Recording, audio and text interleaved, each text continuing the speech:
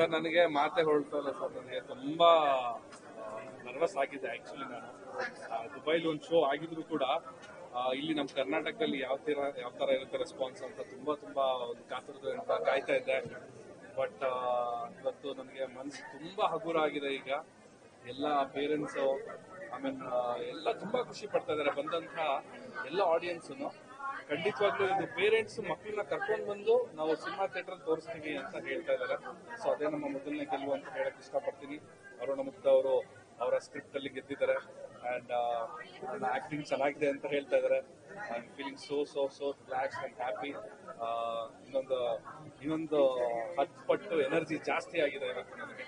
ಇನ್ನೊಂದಷ್ಟು ಹೊಸ ಸಿನಿಮಾಗಳು, ಹೊಸ ಕಥೆಗಳು ಅದ್ರ ಮುಖಾಂತರ ನಿಮ್ಮ ಮುಂದೆ ಮತ್ತೆ ಫುಲ್ ಫ್ಲೆಜ್ಡ್ ಹೀರೋ ಆಗಿ ನಾಯಕ ನಟನಾಗಿ ನಿಮ್ಮ ಮುಂದೆ ಸದ್ಯದಲ್ಲೇ ಬರ್ತೀನಿ.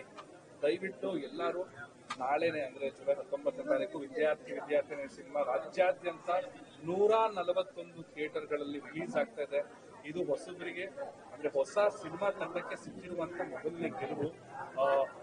ನಾವೆಲ್ಲ ಇತ್ತೀಚಿನ ದಿನಗಳಲ್ಲಿ ನಾವು ನ್ಯೂಸ್ ಅಲ್ಲಿ ಏನ್ ನೋಡ್ತಾ ಇದ್ವಿ, ಸಿನಿ ನ್ಯೂಸ್ ಅಲ್ಲಿ ಏನ್ ನೋಡ್ತಾ ಇದ್ವಿ ಅಂದ್ರೆ ಕನ್ನಡ ಸಿನಿಮಾಗಳಿಗೆ ಜನ ಬರ್ತಾ ಇಲ್ಲ ಅಂತ.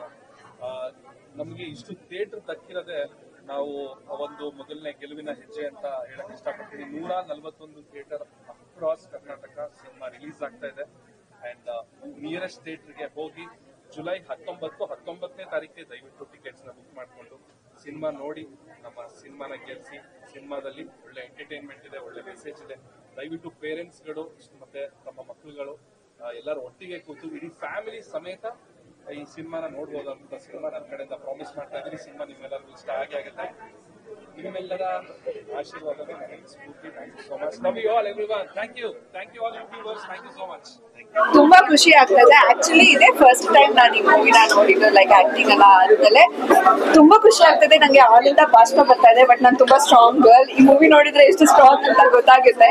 ಅಷ್ಟು ಚೆಚ್ಚು ಮಿಸ್ ಹಾಕಿದ್ದೀನಿ. ತುಂಬಾ ಖುಷಿ ಆಗ್ತದೆ. ಎಸ್ಪೆಷಲಿ ಇವರೆಲ್ಲ ಬಂದ್ಬಿಟ್ಟು ನಿನ್ ಪರ್ಫಾರ್ಮೆನ್ಸ್ ನೆಕ್ಸ್ಟ್ ಲೆವೆಲ್ ಇದೆ, ನಿನ್ ಫಸ್ಟ್ ಮೂವಿ ಅಂತ ಅನ್ನಿಸ್ತಿಲ್ಲ ಅಂದ್ರೆ ಥ್ಯಾಂಕ್ ಗಾಡ್, ಅಷ್ಟೇ ಸಾಕು. ನನಗೆ ತುಂಬಾ ಖುಷಿ ಆಯ್ತು. ಪ್ರತಿಯೊಬ್ರು ನಿಮ್ ಮಕ್ಕಳು ಮತ್ತೆ ಪೇರೆಂಟ್ಸ್ ಜೊತೆ ಕೂತ್ಕೊಂಡು ನೋಡುವಂತ ಮೂವಿ ಇದು, with message and total entertainment package.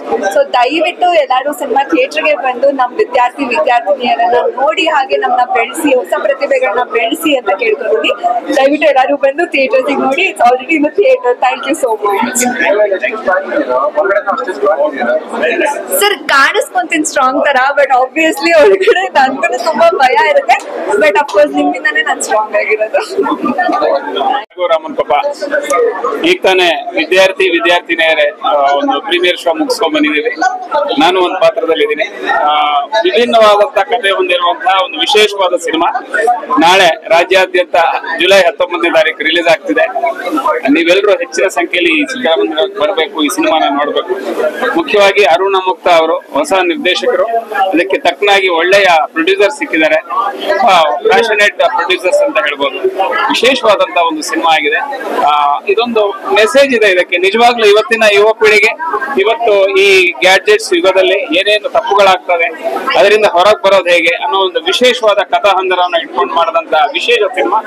ಖಂಡಿತ ಇದು ಸಮಾಜವನ್ನ ಬದಲಾಯಿಸುವ ನಿಟ್ಟಿನಲ್ಲಿ, ಸಮಾಜದಲ್ಲಿ ಇವತ್ತು ಏನಿದೆ ನಮ್ಮ ಮೊಬೈಲ್ ಇಂದ ಏನೇನು ಆಗ್ತಿದೆ ಅನಾಹುತಗಳು, ಅದರಿಂದ ಹೊರ ಬರೋದಕ್ಕೆ ಒಂದು ವಿಶೇಷವಾದ ಸಂದೇಶವನ್ನ ಕೊಟ್ಟು ಎಲ್ಲರನ್ನ ಮಂತ್ರಮುಗ್ಧನಾಗಿಸುವಂತಹ ಒಂದು ವಿಶೇಷ ಸಿನಿಮಾ ಮಾಡಿದ್ದಾರೆ.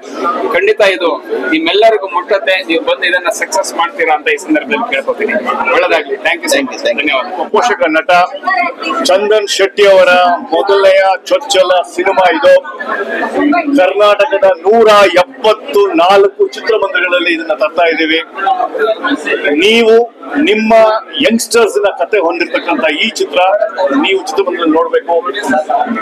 ಎಂಟರ್ಟೈನ್ಮೆಂಟ್ ಇದೆ, ನಿಮ್ಮ ಕತೆ ಇದೆ, ನಿಮ್ಮ ಜೀವನದಲ್ಲಿ ಆಗು ಹೋಗುವ ಮೊಬೈಲಿನ ಕತೆ ಇದೆ, ನಿಮ್ಮ ಜೀವನದಲ್ಲಿ ಆಗುವ ಡಿಜಿಟಲ್ ಕತೆ ಇದೆ.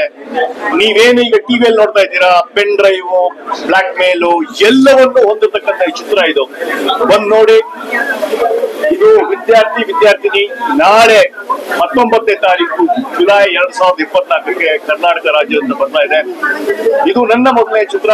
ದಯವಿಟ್ಟು ಪ್ರೋತ್ಸಾಹಿಸಿ, ಆಶೀರ್ವದಿಸಿ. ಜೈ ಹಿಂದ್, ವಂದೇ ಮಾತರಂ.